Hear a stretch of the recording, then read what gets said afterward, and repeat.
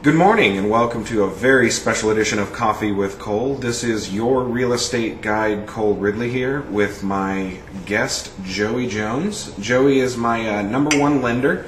I'm drinking this morning out of my Jeep mug. My dream car is a Jeep Grand Cherokee Limited, bright blue, leather interior. I won't go into it, but Jeep it is. Vision board, I like it. That's right. You got to envision what you're going to get. So I brought Joey in today. I thought about calling this Cup of Joe, but after all, this is my show. It is your show. So a special edition. I got a guest star here with me. Joey is, like I said, my number one lender, and I brought him in because I'm not afraid to admit that I don't know everything. And when I have questions about lending, Joe is the guy that I call.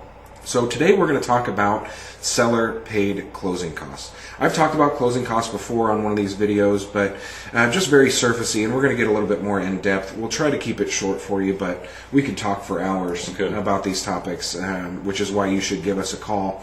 In this scenario, we're going to talk about a $200,000 buyer using an FHA loan. FHA is first-time home buyer. That's most common here in the Kansas City area as far as a purchase price and round numbers. And we're going to talk about $5,000 in closing costs as a number. Now, closing costs is one of those hidden costs that buyers don't always know about. We always tell them about the cost for the inspection, $500, cost for appraisal, $500, earnest money, which gets rolled into the down payment, but still is upfront money for $1,000 at this price point. But we're going to talk about reducing the amount of money you have to bring to the table. Right. FHA is 3.5, so you're talking a $7,000 down payment at $200,000. But that $5,000 in closing costs, tell me exactly what goes into that number. What kinds of fees equals $5,000? Okay, great question. So the $5,000 in this illustration is all inclusive of the lender's fee. You've got a lender's fee. All lenders have fees. If you don't have a lender fee, they're just bumping up your interest rate usually. Our only fee is $895, covers the processor and the underwriter's salary. Very standard. Standard across the board. Yeah. You've got the appraisal included in there. You've got the title policy, and you've got you pay a full year's worth of homeowner's insurance at closing, and it's included in that figure. Also included in that $5K figure is putting cushions into the escrow account to make sure that there's enough money to pay the taxes and insurance as they come due in the future. Gotcha. Okay. So you specifically mentioned appraisal. So most lenders, when we work with you, the appraisal gets loaned at a loan. Some lenders don't. You have to have that money up front. So that right there cuts $500 off of what you have to bring to the table day one. So instead of $2,000, $1,500. There you go. But in this scenario, we're talking about asking the seller to pay for those things, which can reduce it even more. So we talked about the 3.5, which is $7,000. Then the $5,000 on top of that, which brings the total number to $12,000. But in this scenario, we're asking, writing into the offer, for the seller to pay for those closing costs. Right. So talk about that from the contract side, from the lender side. What does that look like? What does that do to a contract to ask for the seller paid closing costs? Okay, great question. So seller paid closing costs, I always tell my clients, sellers don't pay your closing costs because they like you and they're nice people. They may like you and you may be a nice person, but it's all about the net figure. As you know, when you're presenting an offer to a seller, they're looking at what am I going to net? What am I going to actually get out of in my pocket, in my bank account after this transaction is done? And as a seller's agent, that's the number we give them when we present offers. In this market, when there's multiple scenarios, a lot of times sellers are just wondering, what am I going to net? I don't care about X, Y, and Z. Tell me who has the biggest net offer. But asking for closing costs can kind of shade that a little bit. It can. Yeah. So high level overview, you got two offers. One offer is for $200K with no seller paid closing costs. Okay. Offer 2 is $205 with $5,000 in seller paid closing costs. Technically speaking, from a seller's perspective, those two offers are the same because the $5,000 in seller paid closing costs is just a reduction from the proceeds from the seller. So it's a net offer of $200K in both scenarios. Sure. But if I'm a seller, if you're a seller and you get two competing offers, one's for $200K, one's for $205 with $5K in seller pays, the one with seller pays is a little riskier because the house has to appraise for that higher $205K. So from a seller perspective, Yeah.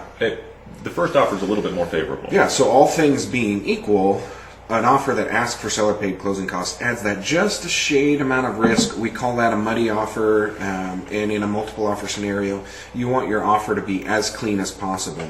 So if there's any way possible to not ask for seller paid closing costs, that's going to make your offer look a little bit more desirable than one that might. Now, we're talking FHA, we're talking first-time home buyers. A lot of times first-time home buyers are what we call cash poor. They've got the 3.5%, but they don't have it. What kinds of things can we do as far as getting creative so that we may not have to ask for the full $5,000 in closing costs? Or what are some ways we can get around that? So first of all, the 3.5% down payment, a lot of people don't know. There are lots of options. There are down payment assistance programs. You can get it from your 401k. You can get it from a gift from family. Like, you have options. Like my parents did. Right. Yeah. I've also done the same. Yeah. So in these offers, if you roll the closing costs into your offer, in the scenario we're describing, you're at 200 versus 205. Scenario one, from the buyer's perspective, we talked about the seller's perspective before, but from the buyer's perspective, you offer scenario one $200,000 with no seller pay closing costs. You got to come up with $7,000 for the down payment, and then you got the $5,000 in total closing costs. That's $12,000 that you will need to have at closing. On top of the inspection, and we talked appraisals included, so that adds another $500. Exactly. That's a lot of money for some people. It is. It's a lot of money. And so scenario It's a lot of money two, exactly. So scenario two is you offer 205. 205 with $5,000 in seller pay closing costs. We talked about the seller being a net offer is the same, but from the buyer's perspective, that's a huge difference because you're just coming up with 3.5% down now. Yeah. You don't need to pay the closing costs because you've effectively rolled them into your loan. It almost doubles the amount of money. It does. And that's the only way to do it. You cannot get your closing costs rolled on top of your loan unless you structure in seller paid closing costs. Okay. So then what can we do as lender, as realtor? I mean, I have in scenarios gone as far as offering to cut my commission. You've got another thing that you can structure into your process that can, we get creative. We can get creative. So that's why it's so important to work with a really good realtor and a lender who knows what they're doing, because we had personal friends that we helped buy their first home. Right. And they lost a couple offers because they were trying to structure seller pays into their offer. And like we said, sellers kind of look at it a little bit differently, especially in such a competitive market like we're in right now. So if you've ever heard of the car dealerships that offer 0% financing or $5,000 rebate, well, it's one or the other. You go to the dealership, you get the $5,000 rebate. You don't get a 0%. Excuse me. So if you go into the dealership, you choose one or the other. You either choose the 0% interest and not get the rebate, or you choose the $5,000 rebate and your interest rate's like 3.9% or something. You save money today, or you save money in the long run. Exactly, because the lender looks at it like, I'm going to make more than $5,000 in interest over the life of the loan, so we'll give you this rebate. Right. So that's how interest rates work. I give that scenario because that's how rates work. So a lender can pay your closing costs for you just by bumping up your interest rate. So with our friends, that's what we did. They lost a couple offers. We had to get aggressive. They had the down payment, but they didn't have enough for the closing costs. So we said, you know what?